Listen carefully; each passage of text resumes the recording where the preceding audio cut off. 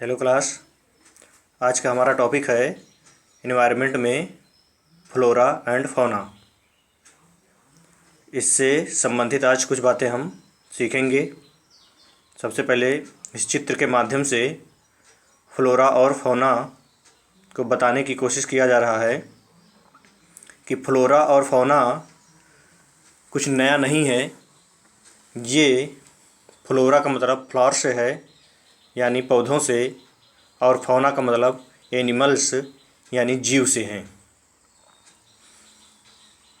अगर flora and fauna का मतलब हम समझने की कोशिश करें तो plants and animals, the plant and animals of a particular area known as flora and fauna, यानी ऐसे प्लांट और एनिमल जो किसी पर्टिकुलर एरिया में पाए जाते हैं वही फ्लोरा और फौना कहलाते हैं।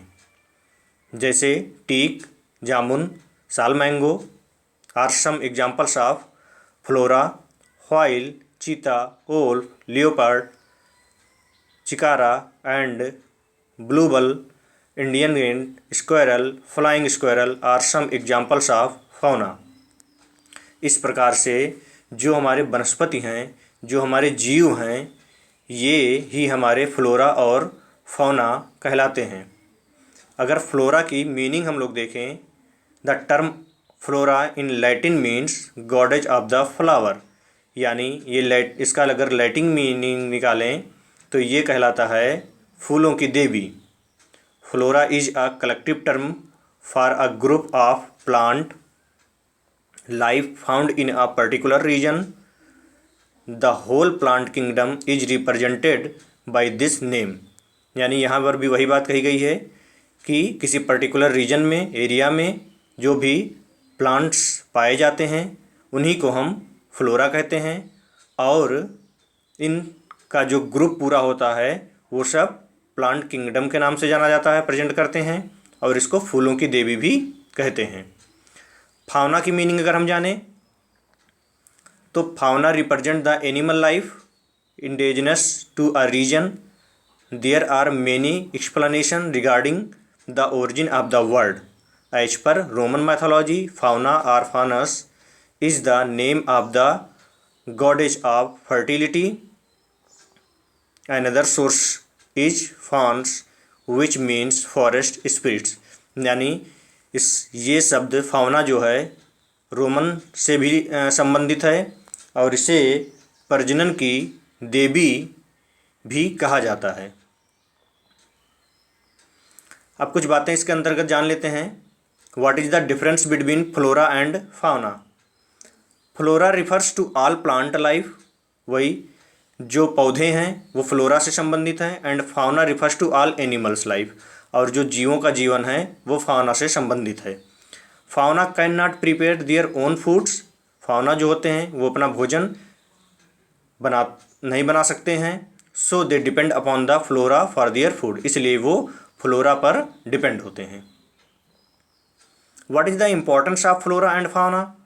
Flora and fauna is a part of the ecosystem and they are interdependent on each other for their survival.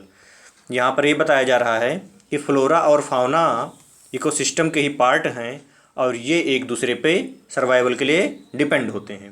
Beside the ecosystem becomes imbalance, यानी परिस्थिति तंत्र को बैलेंस्ड करने के लिए, बनाने के लिए, if there are any adverse effects on flora and fauna such as extension of a species, यानी प्रजातियों को विलुप्त होने से बचाने के लिए फ्लोरा और फाउना इम्पॉर्टेंट्स है। परिस्थिति तंत्र को, इकोसिस्टम में बैलेंस लाने के लिए फ्लोरा और फाउना इम्पॉर्टेंट्स है। हिंदी में भी कुछ मतलब जान लेते हैं इसका। फ्लोरा का मतलब वही वनस्पति, एक विशेष क्षेत्र में या विशेष समय में प्राकृतिक रूप से पाए जाने वाले स्वदेशीय पौधे होते हैं, अर्थात प्राकृतिक वनस्पति। फ्लोरा लैटिन शब्द से लिया गया है, बार बार बता रहे हैं कि फ्लोरा कहाँ से लिया गया है, लैटिन शब्द से लिया गया है, जिसका मतलब फूलों की देवी होती है, गॉडेज ऑफ फ्लावर्स। जीव, फाउना किसी भी भौगोलिक क्षेत्र के स्वदेशी जानवरों का एक समूह है। फाउना रोमन देवी के नाम से लिया गया है, यानी इसको गॉडेज ऑफ फर्टिलिटी कहते हैं। अब इनका इम्पोर्टेंस देख लेते हैं।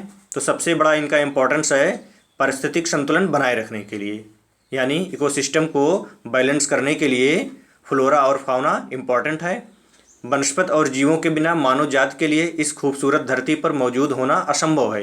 यानी अगर फ्लोरा और फाउना नहीं होंगे तो इस पृथ्वी की सुंदरता चली जाएगी, संतुलन बिगड़ जाएगा। इस धरती पर एकमात्र उत्पादक वनस्पति है जो कि ऑक्सीजन पैदा करने और मुक्त करने में सक्षम है, जिसे श्वसन उद्देश्यों के लिए जीवों द्वारा उपयोग किया जाता है। जीव बदले में कार्बन डाइऑक्साइड का उत्पादन करता है, जिसे प्रकाश संश्लेषण के लिए वनस्पति द्वारा उपयोग किया जाता है।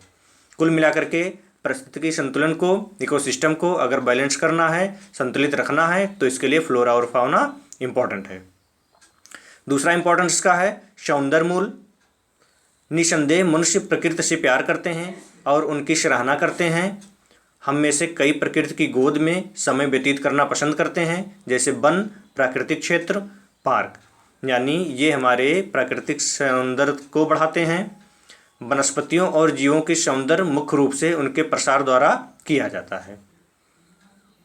तीसरा पॉइंट है स्थानीय अर्थव्यवस्थाओं का विस्तार, यानी इनकी वजह से अर्थव्यवस्थाओं का विस्तार होता है, हमारी इकोनॉमिक सिस्टम भी डेवलप्ड होती है। वनस्पतियों और जीवों का अधिकतर विश्व की अर्थव्यवस्थाओं में बहुत ज़्यादा योगदान है, विशेष रूप से पर्यटन में। उदाहरण के लिए एग्जाम्पल के तौर पे हम कह सकते हैं कई वर्षा वन क्षेत्र वनस्पतियों और जीव वैज्ञानिकों और खोजकर्ता को आकर्षित करते हैं। एग्जाम्पल के तौर पर हम अमेजान वर्षा वन ब्राज़ील अर्थव्यवस्था के लिए लगभग $50 मिलियन का योगदान करता है। और ऐसे भी तमाम दुनिया में देश हैं जो कि इससे लाभान्वित होते हैं। तो ये कुछ इम्पोर्टेंस थे फ्लोरा और फाउना के। आई होप आपको समझ में आया होगा और आप भी इसे समझने की कोशिश करेंगे। Okay, thanks.